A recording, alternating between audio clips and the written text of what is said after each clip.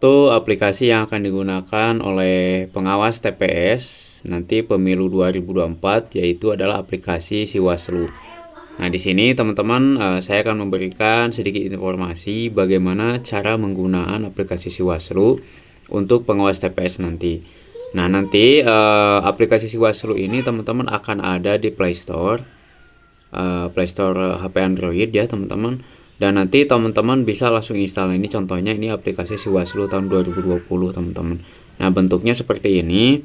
Jadi teman-teman untuk mendownload dan instalasinya itu hanya cukup menggunakan HP Android, kemudian nanti membuka Play Store dan cari Siwaslu 2024 ya. Karena ini yang 2023, di 2024 belum ada. Karena teman-teman juga sebagai pengawas pemilunya belum dilantik. Nah, kemudian seperti biasa teman-teman akan klik install kemudian pasang. Nah, kemudian selanjutnya teman-teman nanti akan ada yang namanya registrasi ya. Pastikan teman-teman posisinya misalnya sebagai pengawas TPS ya. Jadi kalau sebagai pengawas TPS nanti memilih registrasinya sebagai pengawas TPS pemilu 2024. Kemudian nanti teman-teman isi data pengawas dan simpan. Setelah konfirmasi klik OK. Jadi di sini teman-teman nanti akan mendapatkan email dan juga sandinya dari Bawaslu teman-teman ya, atau dari Panwascam setempat. Nah, yang harus teman-teman isi nanti setelah teman-teman masuk daftar di sini di aplikasinya. Nah, teman-teman registrasi dulu ya pengawasnya. Di sini nama lengkapnya siapa, jenis kelaminnya siapa, kemudian masukkan nomor HP, email, dan masukkan password yang baru yang mudah teman-teman ingat ya. Barulah di sini klik daftar. Jadi ini untuk registrasi awal. Di sini daftar untuk mendapatkan akun pengawasan TPS pemilu 2024. Seperti itu teman-teman ya. Jadi aplikasinya ya seperti ini, seperti yang ada di handphone. Nah, kemudian setelah teman-teman beres lakukan registrasi pengawasan atau pendaftaran akunnya, teman-teman seperti yang kayaknya tampilannya akan seperti ini ya. Tidak akan ada banyak perubahan. Kemudian nanti teman-teman mengisi form pengawasan. Nah, nanti ya ini bisa teman-teman lakukan pada saat teman-teman melakukan pengawasan di tempat pemungutan suara pada saat tanggal 14 Februari. Jadi ada beberapa alat bukti foto yang harus teman-teman dokumentasikan ya. Karena ini akan digunakan oleh Panwasdes dan juga Panwascam untuk laporan ke Bawaslu.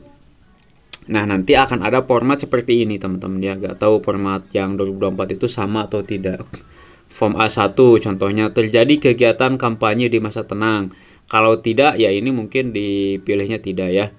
Terdapat alat peraga kampanye yang masih terpasang di masa tenang. Jadi kalau masih ada baligo yang terpampang, kemudian masih ada yang lain yang terpampang gitu kan. Nah, itu kalau ada ya, kalau ada ya teman-teman tinggal pilih ini tombolnya ke ya kalau ada, tapi harus ada bukti fotonya ya. Jadi kalau ada ini harus pakai bukti foto. Nah, di sini bisa teman-teman lihat bukti fotonya, bisa dipoto langsung, bisa teman-teman ambil dari media galeri yang ada di handphone yang tentunya sudah teman-teman disimpan ya di HP.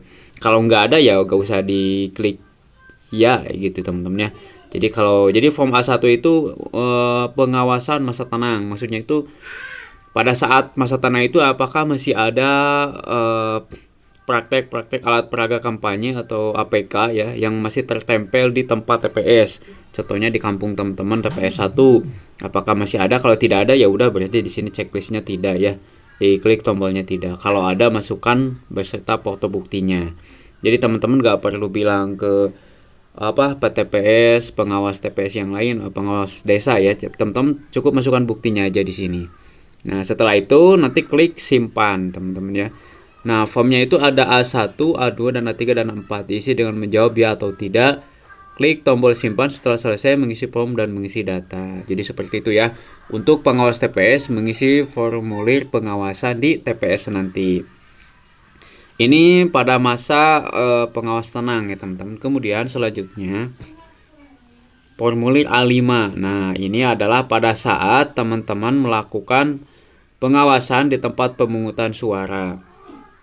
Tentunya ini setelah KPPS selesai mengisi formulir C hasil KWK-nya ya, atau C hasil untuk calon presiden, kemudian anggota DPR, DPD, DPRD gitu ya teman-teman.